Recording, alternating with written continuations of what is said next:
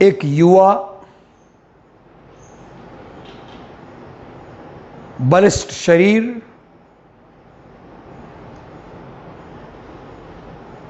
एक आंख जिसकी नहीं थी और जिसने सिख शासन की शुरुआत की थी, ऐसे महाबली महाराजा रणजीत सिंह की कहानी मैं आपको सुना रहा हूं। उन्होंने 19वीं सदी में अपना शासन शुरू किया और उनका शासन पंजाब प्रांत में फैला हुआ था।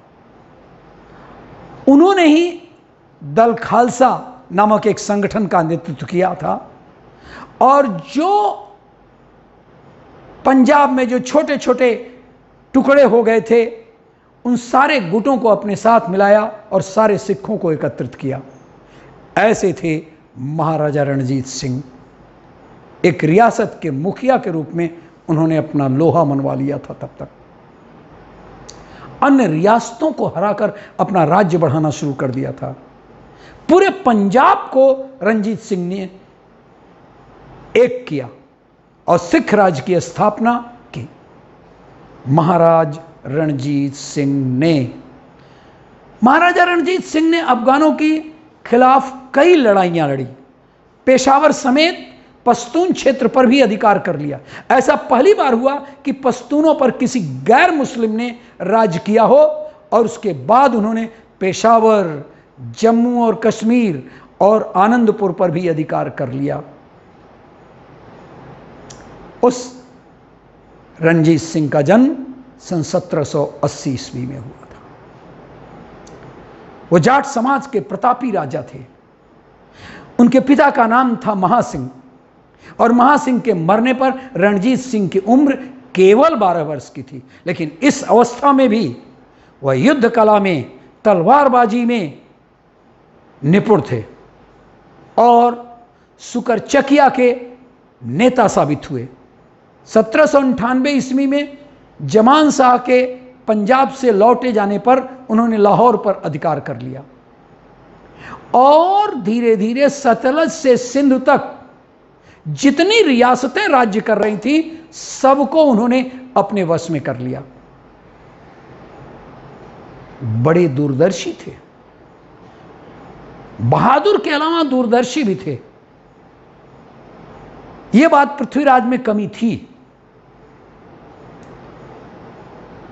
तो रणजीत सिंह के सैनिक नेतृत्व के बहुत सारे गुण तो थे ही, दूरदर्शिता भी थी। वो सांवले रंग के बताइए नाटे कद के मनुष्य थे। उनकी एक आंख शीतला माता के प्रकोप से चली गई थी, परंतु यह होते हुए भी वह तेजस्वी थे। उनका चेहरा दमकता था, अजीब अजीब उनके चेहरे पर दमक थी।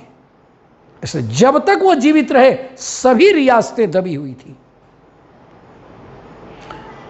उस समय अंग्रेजों का राज्य यमुना तक पहुंच चुका था।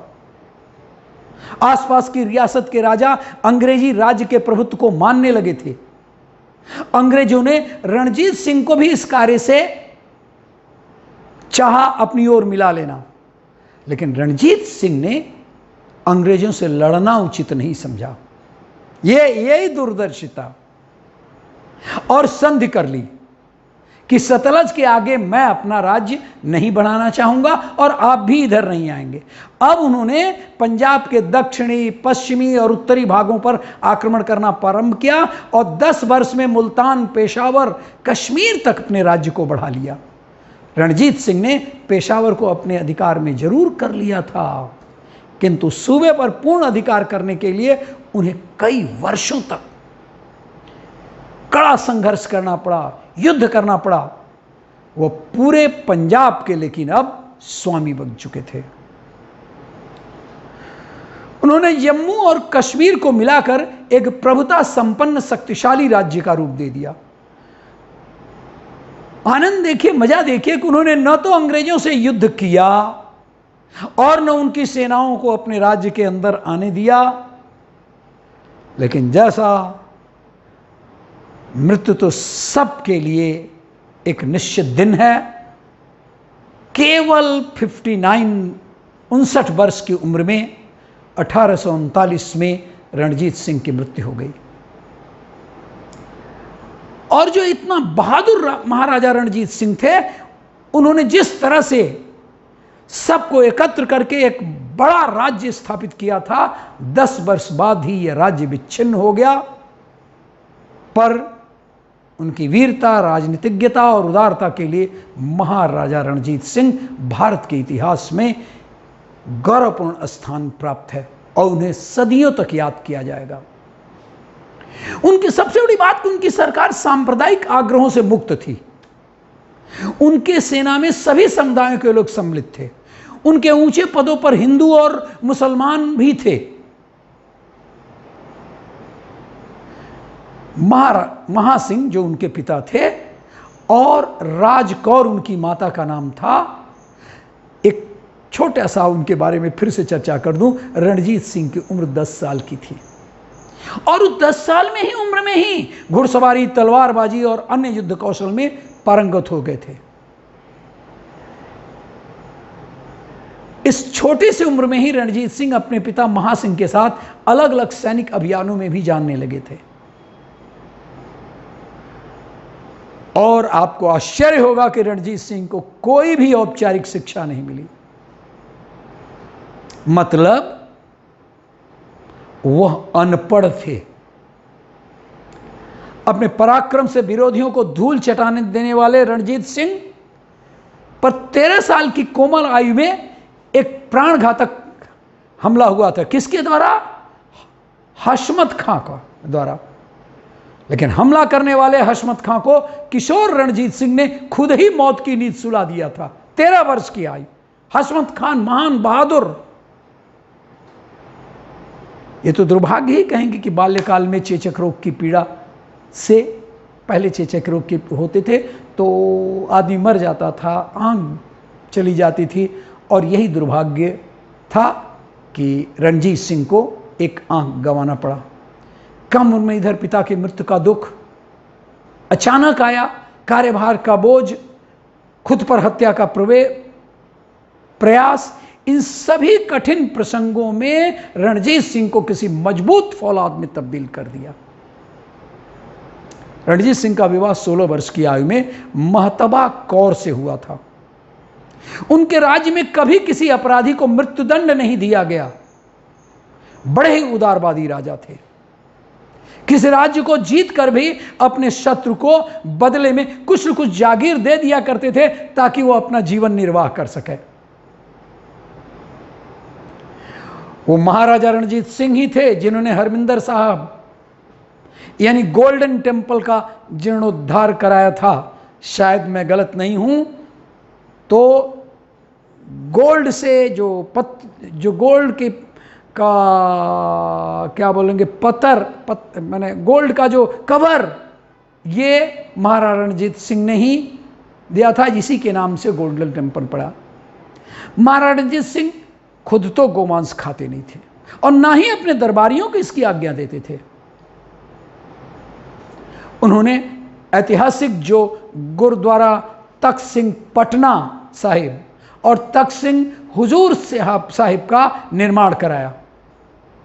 तख्त श्री पटना साहिब का निर्माण उस स्थान पर हुआ है जहां उनके 10वें सिख गुरु का जन्म हुआ था, और तख्त सिंह हुजूर साहिब का निर्माण उस स्थान पर हुआ जहां उनका निबंधन हुआ था। आपको पता है कि वाराणसी में विश्वनाथ मंदिर को भी 20 टन सोना दान दिया था। 20 टन सोने का मतलब एक टन में 2240 पाउंड यानी 1000 किलो। तो 20,000 किलो सोना उन्होंने विश्वनाथ मंदिर को दिया था। और आप जाएंगे जब वाराणसी तो वहाँ पर जो कंगूरा है, जो चारों पर सोने का जो कवर लगाया गया है पतरा, वो उन्हीं का दिया हुआ है। एक बार एक अफगान शासक शाह शुजा की पत्नी ने महाराजा से आग्रह किया, वो कष्ट में थी, पीड़ित थी, कि अगर महाराजा शाह शुजा की वो महाराजा रणजीत सिंह शाह शुजा की रक्षा करेंगे तो उनको सुरक्षित लाहौर पहुंचा देंगे तो उनको कोहनूर हीरा देगी। महाराज तो महाराज ही थे। महाराज रणजीत सिंह ने शाह शुजा को बचाया, जिसके बाद 1 जून 1813 को उनको कोहनूर हीरा दिया गया। बता ही चुका हूं कि 1839 में उनका निधन हो गया। उसके बाद सिख साम्राज्य की बागडोर उनके बेटे खड़क सिंह के हाथ में। लेकिन खड़क सिंह रणजीत सिंह नहीं थे। रणजीत सिंह के मजबूत सिख साम्राज्य को संभालने में खड़क सिंह नाकाम रहे। शासन की कमियों और आपसी लड़ाई के वजह से सिख साम्राज्य का पतन शुरू हो गया। सिख और अंग्रेजों के बीच हुए 1845 के युद्ध के बाद महान सिख साम्राज्य पर अंग्रेजों का कब्जा हो गया। इस तरह महाराजा रणजीत सिंह जिसने शुरू किया था, वो उनके मृत्यु के 10 साल बाद ही उनके बेटे खड़क सिंह के कमजोरी के कारण, उनके शासन को ढील के कारण वो अंग्रेजों के कब्जे में हो गया।